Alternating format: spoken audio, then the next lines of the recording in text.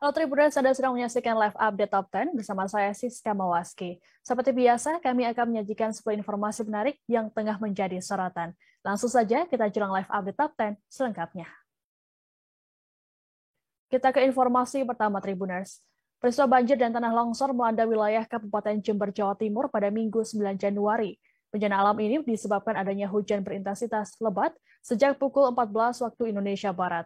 Lokasi banjir berada di Kelurahan Mangli, Kecamatan Kaliwates, dan Desa Kecamatan Rambi Puji. Sedangkan tanah longsor terjadi di jalan menuju Gunung Pasang, Kecamatan Panti. Air mulai berangsur surut menjelang Minggu malam. Meski begitu, hujan gerimis terpantau masih turun di sejumlah kawasan di Jember. Wilayah terdampak paling parah yakni di Kelurahan Mangli. Ada dua perumahan yang tergenang banjir, yaitu Perumahan Bumi Mangli Permai atau BMP dan Mangli Residence. Dalam video yang beredar, banjir di perumahan tersebut berarus cukup deras.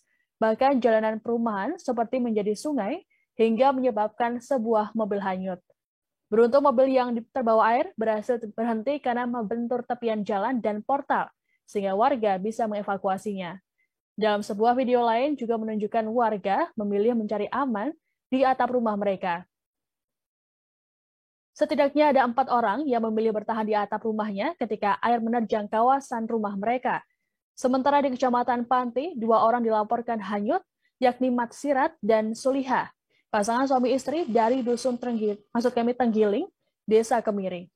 Mat Sirat dilaporkan sudah ditemukan dalam keadaan meninggal dunia, sedangkan Sulihah masih dalam pencarian. Bupati Jember Hendi Siswanto dan Wakil Bupati Jember MB Firjaun Barlaman langsung meninjau lokasi banjir. Banjir di dua perumahan itu terjadi akibat meluapnya Sungai Semangir yang melintasi dua perumahan tersebut.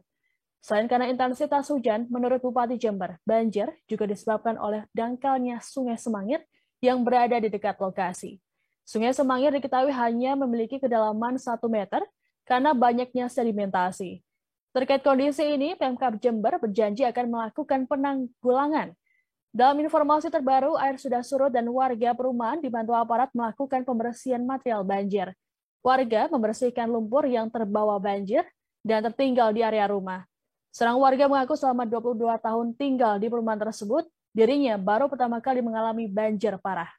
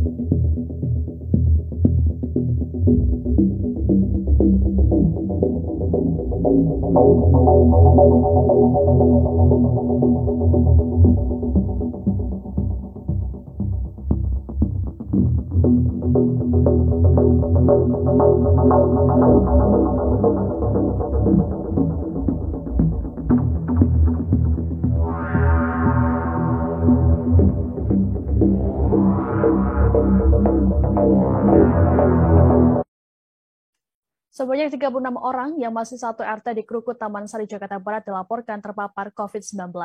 Kasus ini bermula dari satu warga yang suspek varian Omikron. Informasi terkait kondisi 36 orang tersebut berdasarkan hasil swab antigen. Menindaklanjuti temuan ini, perangkat pemerintah setempat kemudian langsung menerapkan micro lockdown dan tracing. Hal ini dilakukan guna mencegah penyebaran yang masif. Dari puluhan orang itu, terdapat 3 pelajar SMP dan 4 petugas penanganan sarana dan prasarana umum atau PPSU. Mereka kemudian dibawa ke Rumah Sakit Darurat COVID-19 atau RSDC Wisma Atlet Kemayoran, Jakarta Pusat pada Jumat 7 Januari 2022. Untuk memastikan kondisi terbaru, para warga kemudian melakukan swab PCR pada Senin 10 Januari. Total ada 239 orang yang menjalani swab PCR dan antigen, serta tersebar di sejumlah titik di Kelurahan Krukut. Hasilnya, ada 10 orang yang dinyatakan positif COVID-19 berdasarkan tes antigen. Mereka kemudian menjalani isolasi mandiri di rumah sampai ada tindak lanjut. Pihak Kelurahan Krukut sendiri menargetkan ada 500 orang yang menjalani tes swab. Pasca adanya laporan ini, pihak Polres Metro Jakarta Barat melakukan peninjauan di lokasi. Selain menyerahkan bantuan logistik untuk micro lockdown, polisi juga dikerahkan untuk menjaga pintu keluar masuk wilayah tersebut. Hari ini kegiatannya apa aja Pak di Lapangan Garuda ini Pak? Terima kasih. Hari ini kita melaksanakan tracing lanjutan untuk menjangkau lebih luas warga yang melaksanakan swab. Total target hari ini 500 orang. Insya Allah semoga tercapai target tersebut untuk mengidentifikasi apakah ada tambahan kasus baru atau tidak. Pak, ada berapa titik sih Pak ini tempat swabnya? Karena targetnya 500, kita pecah menjadi 4 titik. Pertama, ini merupakan titik pertama di Lapangan Garuda, kedua di Puskesmas Kelurahan, 3 di Krukut Pasar, 4 di Lapangan SMK 35. Masing-masing personel baik dari Puskesmas, TNI, Polri, semua dibagi 4 untuk mengakomodir 4 titik tracing tersebut. Pak, untuk laporan sendiri sampai siang ini sudah berapa banyak warga yang di swab? Untuk per saat ini saya masih menunggu laporan dari masing-masing titik. Sekedar gambaran mungkin kira-kira sudah 100, tapi angka fixnya tetap kita nunggu laporan resmi dari masing-masing titik. Pak, selain di swab ini sudah ditemukan warga yang positif? Tetap masih menunggu laporan dari masing-masing titik ya. Terima kasih Pak. Ya. Oke. Baik Pak, ada yang ingin saya tanyakan Pak. Selain upaya tracing, ada upaya apa lain sih Pak? Upaya lain yaitu penyemprotan disinfektan. Tadi teman-teman lihat dari PMI, dari Damkar melakukan penyemprotan. Kita juga pembagian masker. Kita juga hari ini akan kita drop bantuan, melanjutkan yang kemarin kita drop bantuan beras. Hari ini kita paket sembakonya kita bagi ke warga terdampak.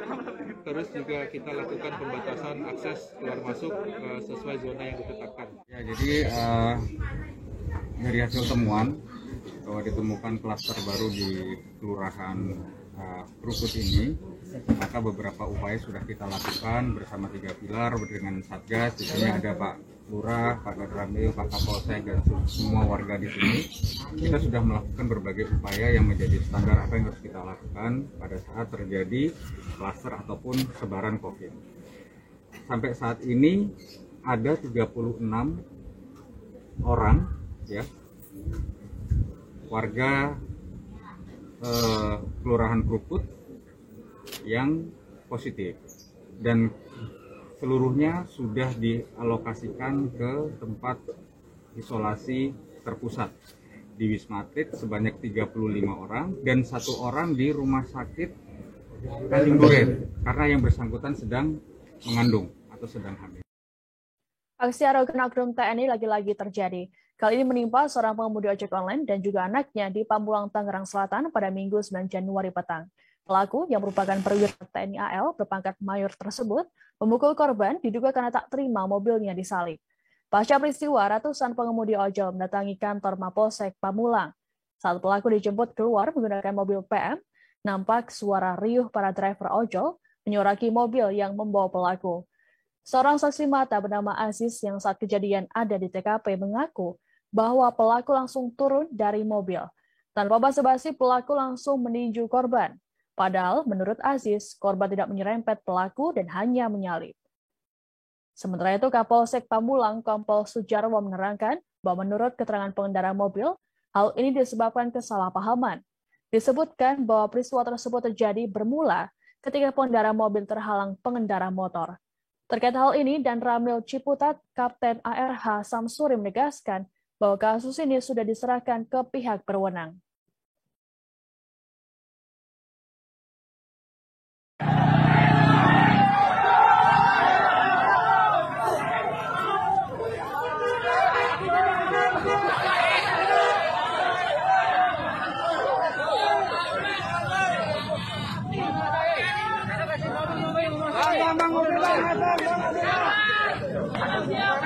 Jangan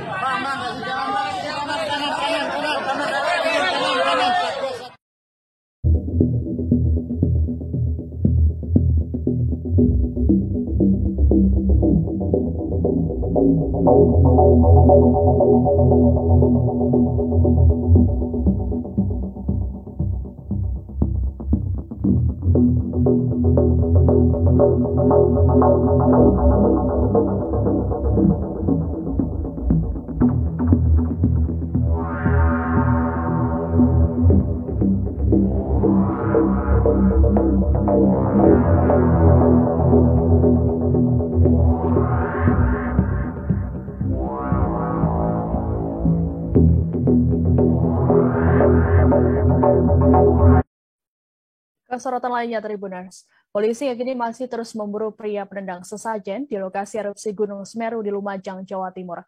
Terkait dengan identitas, diduga pria tersebut adalah relawan dan bukan warga asli Lumajang.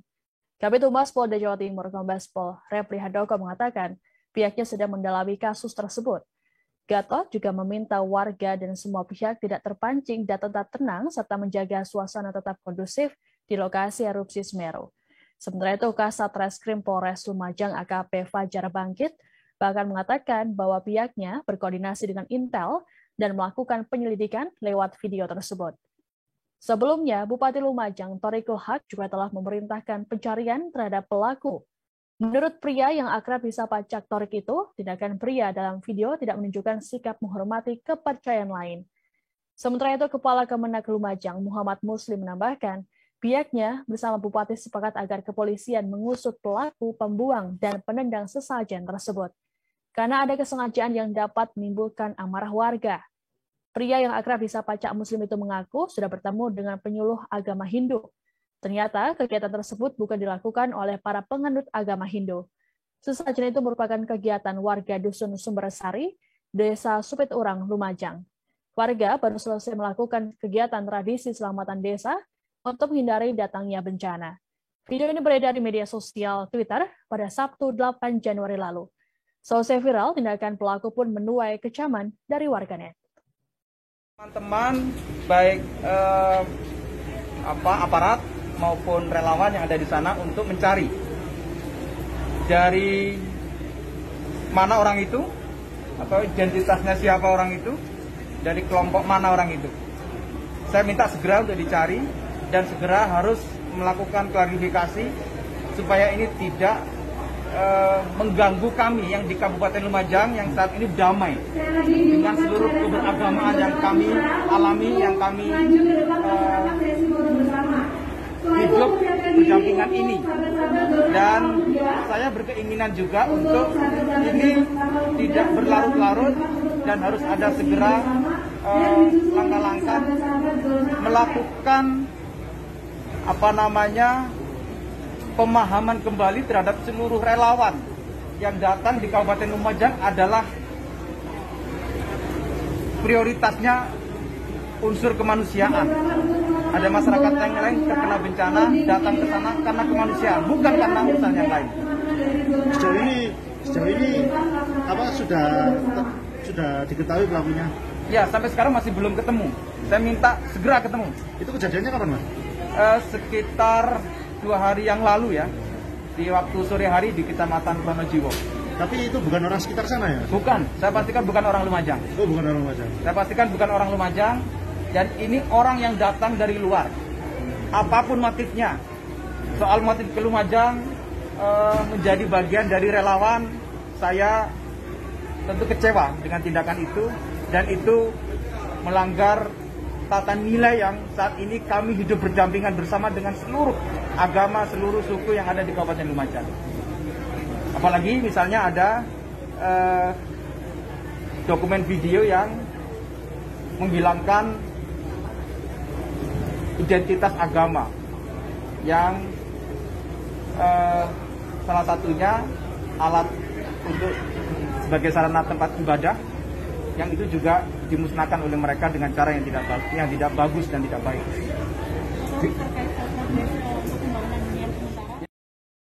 Sempat dilaporkan hilang oleh keluarganya, seorang bocah laki-laki di Banjarnegara, Jawa Tengah ditemukan dalam keadaan tidak bernyawa di jurang tebing.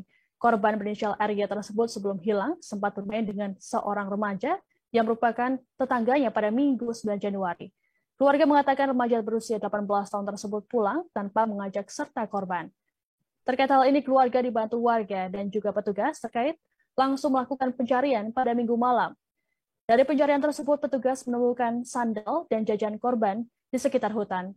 Lantaran menemui titik terang, area pencarian pada korban pun dipersempit.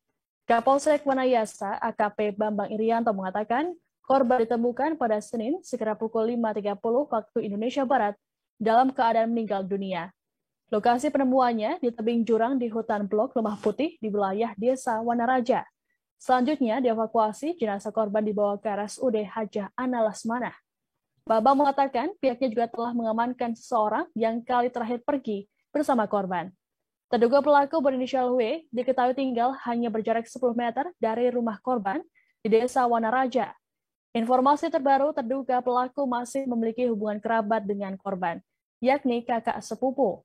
Selama ini terduga pelaku dikenal sebagai pengangguran dan anak yang bandel.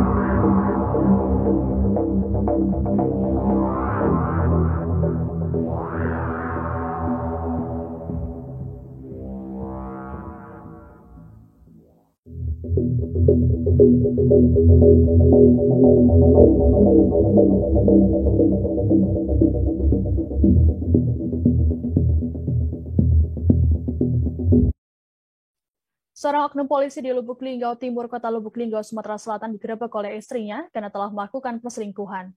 Dalam penggerebekan tersebut, istri oknum polisi itu juga turut mengajak Propam Polres Lubuk Linggau. Peristiwa itu terjadi pada Minggu 9 Januari dini hari. Dari pengakuan sang istri, perselingkuhan sang suami diduga sudah terjadi sejak 2 tahun lalu. Sang istri yang berinisial S mengaku bahwa sikap suaminya tiba-tiba berubah, termasuk pada kedua anaknya. Saat melakukan penggerebekan, S bahkan turut mengajak sang anak. S lantas mengaku bahwa upaya yang ia lakukan ini untuk membuktikan bahwa sang suami memang berselingkuh. Pasalnya, upayanya selama ini gagal karena sang suami selalu memberikan jawaban yang berbelit. S mengatakan selama ini dia memendam rasa kesal yang mendalam pada sang suami. Apalagi sudah 2 tahun sang suami tidak pernah memberikan nafkah kepada sang anak. Dalam rekaman tersebut, sang istri nampak marah hingga meninjau kaca mobil untuk melihat wajah selingkuhan suaminya. Saat dikonfirmasi, Kepala Seksi Propam Polres Musirawas Utara, Ibda Marhan Saputra, membenarkan bahwa oknum polisi tersebut adalah anggota kepolisian resor di daerahnya. Oknum polisi itu diketahui berinisial SJ berusia 33 tahun yang berpangkat brigadir. SJ bertugas di bagian sumber daya atau Sumda Polres Musirawas Utara. SJ mengaku sudah mengusulkan untuk bercerai dengan sang istri. Keduanya juga sudah melakukan mediasi sebanyak 3 kali di Polres Musirawas Utara. Marhan menerangkan bahwa keduanya saat ini masih berstatus suami istri yang sah karena proses persidangan perceraian mereka belum diputuskan pengadilan. Kini permasalahan itu tersebut sudah dilaporkan ke Polda Sumsel.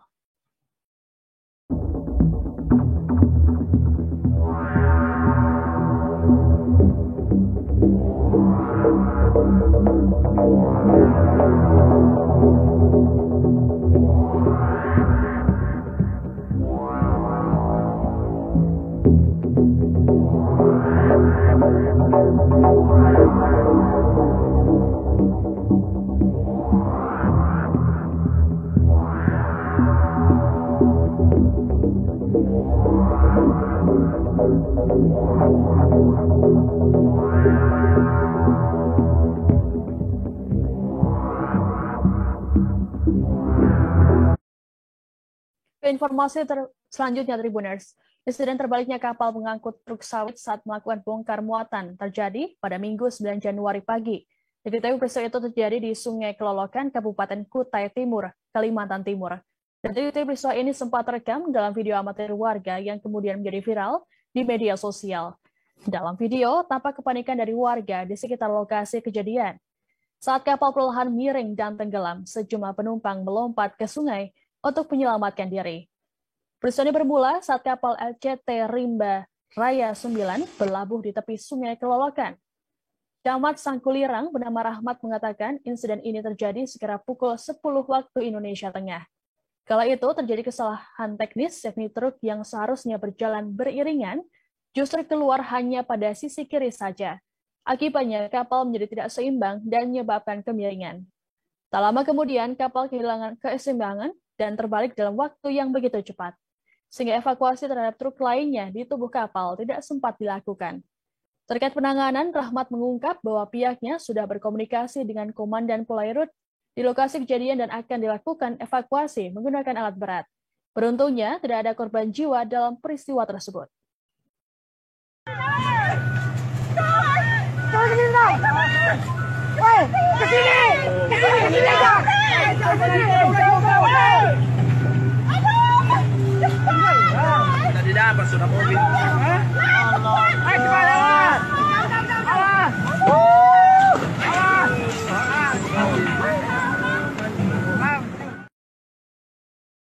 Sebuah mobil Avanza berpenumpang 3 orang terjebur dalam rawa di Tanjung Senai Indralaya, Ogan Ilir, Sumatera Selatan.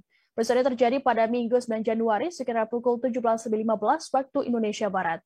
Detik-detik peristiwa saat para penumpang keluar menyelamatkan diri terekam dalam video amatir warga yang viral di media sosial. Beginilah kepanikan warga saat melihat para penumpang mobil berupaya menyelamatkan diri. Saksi mata bernama Rohiman yang berada di lokasi kejadian mengatakan, sebelum kejadian, mobil sedang diparkir di sisi jalan yang permukaan tanahnya agak miring. Posisi mobilnya menghadap ke jalan dan membelakangi rawa. Kemudian mobil itu hendak naik ke bahu jalan. Rohiman menyebut mobil itu hanya maju mundur saja dan tiba-tiba langsung tercebur saat posisi mobilnya mundur. Pasca kejadian, sopir mobil merasa syok dan hanya melamun di pinggir rawa. Polisi kemudian langsung melakukan olah TKP sesaat setelah peristiwa.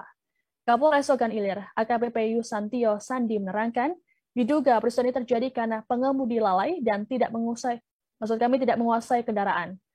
Proses evakuasi dilakukan oleh Satlantas Polres Ogan Ilir, dibantu Dinas Perhubungan dan BPBD Ogan Ilir.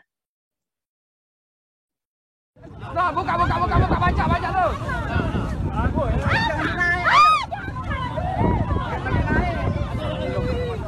Jangan dinaik, lepas. Jangan dinaik. Ada lagi kan?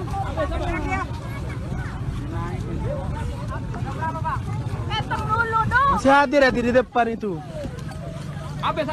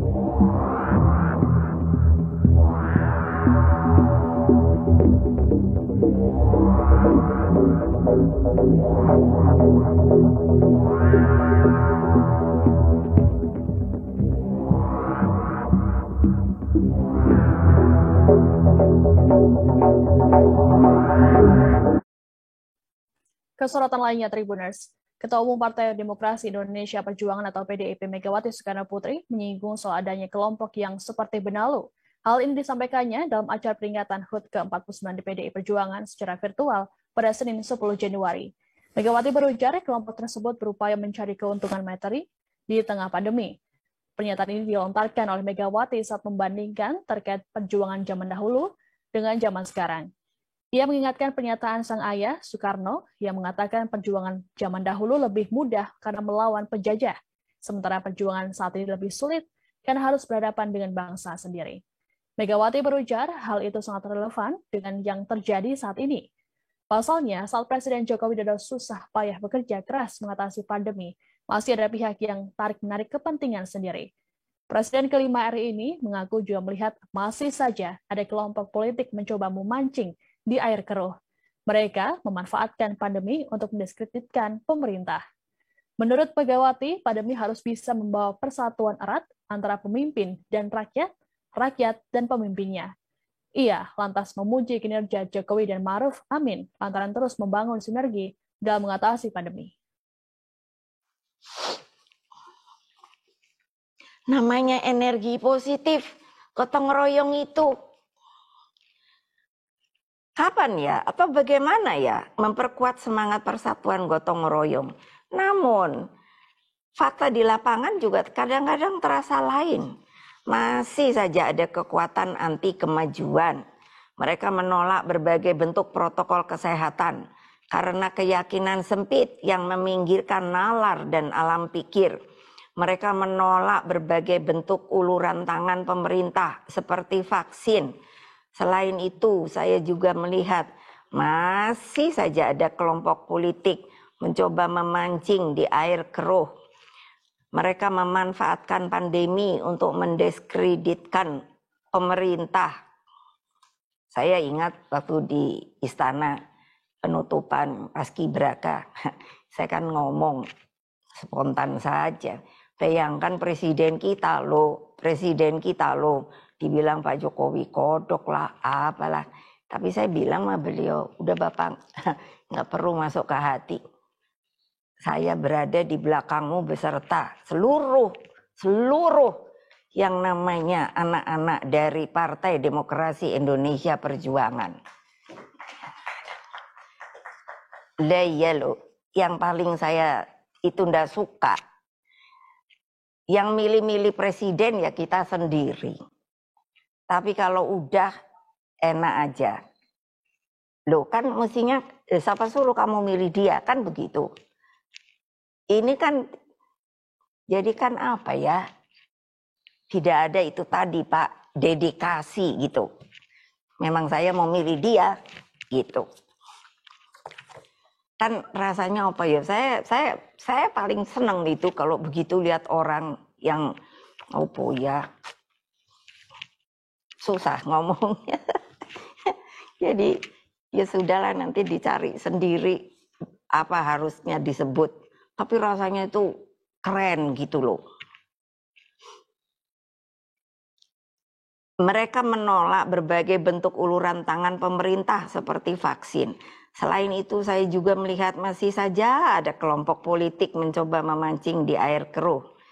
Di luar hal itu ada juga suatu kelompok kepentingan yang bertindak bagaikan benalu yang menginduk pada inangnya. Atas nama pandemi, mereka masih saja mencari keuntungan materi.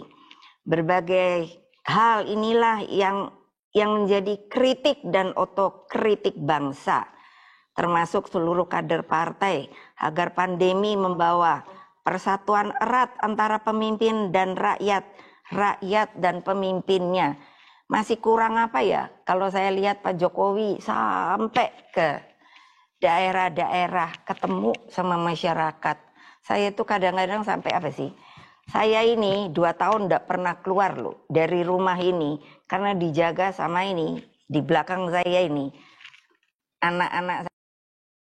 Gelandang Timnas Indonesia Witan Sulaiman menarik perhatian warganet saat pulang kampung. Bukan soal amarahnya, tapi saat perjalanan menuju ke rumahnya di Palu, Sulawesi Tengah. Pasalnya, Witan dijemput menggunakan mobil pick-up. Momen tersebut terekam dalam video amatir yang viral di media sosial. Video ini kemudian langsung mendapat perhatian dari Ketua Umum PSSI Muhammad Iryawan. Iryawan langsung menanyakan soal kepulangan Witan yang dijemput mobil bak terbuka. Berdasarkan keterangannya, Witan mengaku kala itu keluarganya banyak yang ingin menjemput, sehingga mobil bak terbuka dinilai sebagai sebuah pilihan. Selain itu, Witan juga mengatakan ia sudah biasa dijemput menggunakan mobil bak terbuka. Iriawan yang menghubungi ayah Witan melalui sambungan video call, kemudian menitip pesan agar Witan menjaga kesehatannya. Halo Onyo, nah sedang berada di mobil open di Onyo bersama Ihsan Jaya, Ihsan Ramos bersama Witan Sulaiman bersama Pak Ustadz.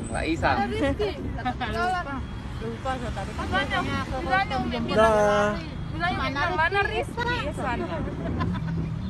Lepas taman hari ini dia. Oh, tadi. Ihsan kok sendiri terus Ihsan. Ihsan. Fisik tetap dijaga ya, Witan ya? Siap, Pak. Oke, ya udah kalau memang biasa jemput pickup ya nggak apa-apa, memang sukanya ya. Kita kaget tadi di TV kamu lihat jemput pickup. Iya, Pak. Ada mobil sebenarnya, Pak, tapi karena mau. Oh, memang suka pakai pickup ya? Iya, Pak. Kalau ke bandara, Pak. Ya. Keluarga bangga kamu pulang, bangga ya? Iya, Pak. Keluarga kamu bangga kamu pulang ke rumah ya? Iya, Pak. Wah, di TV terus ya. Iyalah. Jaga kesehatan ya, Witan ya. Iya, Pak. Oke. Selamat berkumpul keluarga ya. Siap, Pak. Terima kasih, Pak. Ayo, assalamualaikum. Waalaikumsalam. Salam keluarga Bapak ya, semua ya. Iya, Pak. Yo Pak, assalamualaikum. Ya Witan, hati-hati ya. Iya, Pak. Informasi tadi sekaligus menutup jumpa kita dalam live update Top 10 kali ini. Jangan lupa untuk terus perbarui informasi Anda di kanal YouTube Tribunnews. Saya Siska Mawaski beserta kru yang petugas pamit undur diri. Terima kasih dan sampai jumpa. Jangan lupa like, subscribe, dan share ya.